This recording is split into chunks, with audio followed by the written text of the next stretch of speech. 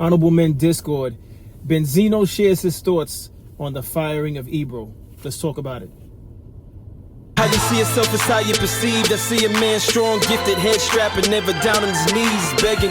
Gotta make a way, even in my darkest hour. Say the odds against me was new. I would never cower. As always, welcome back to another episode. If you haven't already, hit that like button, hit that subscribe button, and join me in the comments if you have any thoughts on this episode, and we'll talk about it further. So let's get straight to it. This is back-to-back days of discussing the end of the morning show for Hot 97 out here in New York.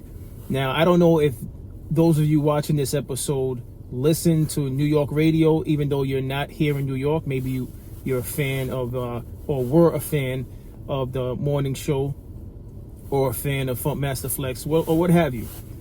But particularly those of you that live in New York, what's your thoughts on the whole firing of Ebro and Peter Rosenberg and Laura Stiles? Because I believe they canceled the entire show, which meant that there was no placement for Laura Stiles and Peter Rosenberg. If I'm wrong on that, let me know in the comment section. But to my knowledge, everyone is gone.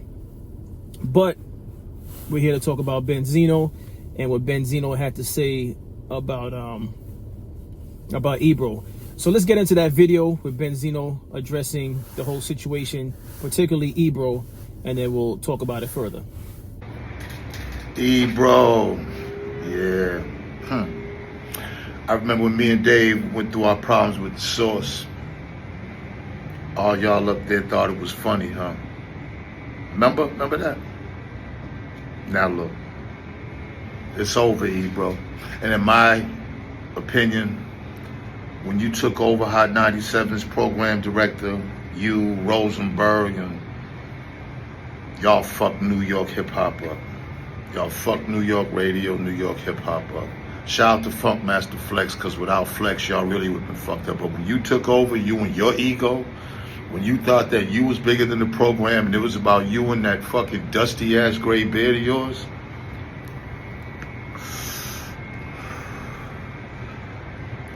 you just came across as corny. You didn't come across as New York. You ain't from New York, so I don't even know why they would even give you that job.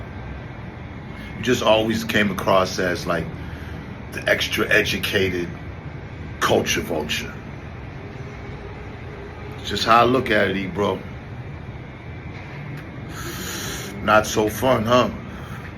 Being ousted or being canceled, huh? Yeah, it happens. But your contribution to the culture is, you're 13 years up there. What can anybody say you really accomplished?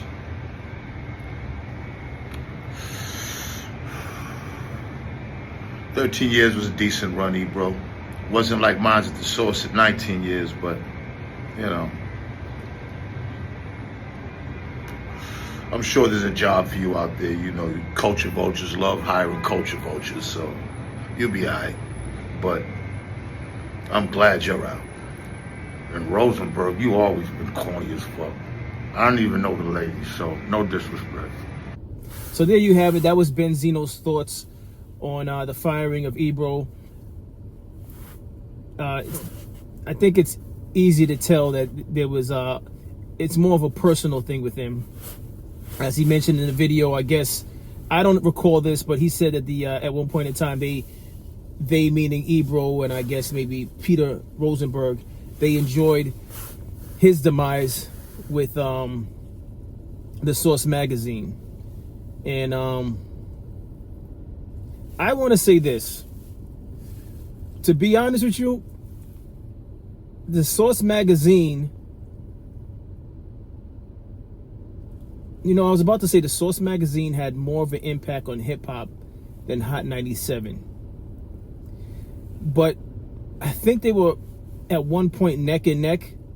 But people use the Source magazine as an inside look into albums before purchasing albums. The whole 5 mic thing. So that was big. So Benzino, I think he said he did he had a 19-year run. I noticed how he rubbed that in Ebro's face that yeah, you got fired after 13. You didn't do as much time as me. I did 19. Hot 97 as a whole played a huge role in hip hop in the beginning. I can't say it's playing a huge part in hip hop now. Again, like I mentioned on yesterday's video, I don't listen to Hot 97 anymore. But hate him or love him, Benzino, he speaks his mind, and I can appreciate anybody, male or female, that speaks their mind and they're straightforward. I'm here for it. He doesn't sugarcoat anything, and he did have a huge part to play in hip hop. Regardless if you like Benzino, forget about whether or not you liked his music, whether or not you liked his group Made Men, or maybe you don't like him because he's from Boston, or whatever irrelevant reason that you would have not to like him. He was part of a magazine that was huge for hip hop. And gone are the days where you go to magazines to be updated on information, obviously due to social media.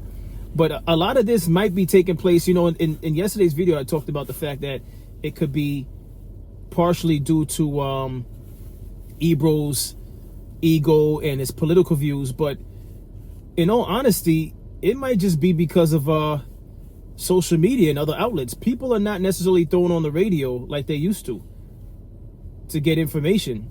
And if it's about music, people are linking their cell phones up with their car. This is not old stuff. I'm not reporting anything that's new to anyone. At least I don't think so. Generally, people get in the car when they want to listen to music. They're linking up to their car with the Bluetooth, and they're listening to what they want to listen to. They don't necessarily want to hear commercials and advertisements, and especially not the views of people who they probably don't really like or not a fan of, which is why I don't listen to radio. I don't necessarily want to hear anybody's opinion on anything. I just want to hear the music. Now, I do listen to talk radio as far as for sports. That's how I keep up with, the Giants and other things like that. But for music, I connect to the Bluetooth and I play what I want to listen to. I can make my own playlist. I could go through an album. There's too much politics in radio as far as music's concerned. They play what they want to play or what they're being paid to play. They could deny it, but I believe there was a bit of payola in radio. But that's neither here nor there. Listen, I don't have any issues with Benzino speaking on how he feels, because as he said, they found time, and not Laura Styles, because I believe this is before Laura Styles, but he feels as though Peter Rosenberg and Ebro celebrated, the end of the Source magazine. So this is his chance to have his moment. Do I think it's petty? Yeah, it's absolutely petty. Benzino is probably in his late 50s, if not already in his 60s, early 60s. Why even put time? Why put time to that? But listen, I get it. Especially if especially knowing that and what I mean by I'm talking about Benzino, especially knowing how much he cared about the magazine, and he said he put 19 years into it. So if I put 19 years into something that I cared about, and someone in that field, especially radio, found time to find joy in me losing something I worked hard on, would I not do the same thing as Benzino? I can't say I wouldn't. I'm not saying it's right, but I can't say I wouldn't. I would keep a mental note like, oh, you enjoyed that? Good, okay. You'll have your day. So Benzino's having his day right now, enjoying the fact that Ebro's out of there. But like I said on yesterday's episode, I'm pretty sure Ebro's gonna hop into the podcasting space. Rosenberg, it's an easy listen. Radio is about to be finished. Everybody's in the podcasting business right now, right? Especially when you have a background in broadcasting, it's a no-brainer. Just buy the hardware and put together the name of your show and just start it up. It's just a pivot. It's an easy pivot. It's an expected pivot, especially those that have a broadcasting background. So I won't be surprised when that happens. I think Ebro alluded to that to a degree also. I think he kind of put a name out there. I think they're going by all three of their names, and they're probably just going to do a podcast of some sort. Who knows? I won't tune into that because I didn't tune into when they were on Hot 97, so I don't necessarily care for that. But I'm not hated either. You know, if they're successful, good for them, good for their families, and that's that. But I don't really care to hear anything that they have to say. But what's your thoughts on all of this? Do you think Benzino should have just kept to himself, or do you think he's right for taking to social media and saying what he said? I think he has the right to do what he wants, especially based on what he said. I think it's understandable. Would I have done that at that age? I don't know. I'd like to think I wouldn't, but I don't know because I'm not in that position.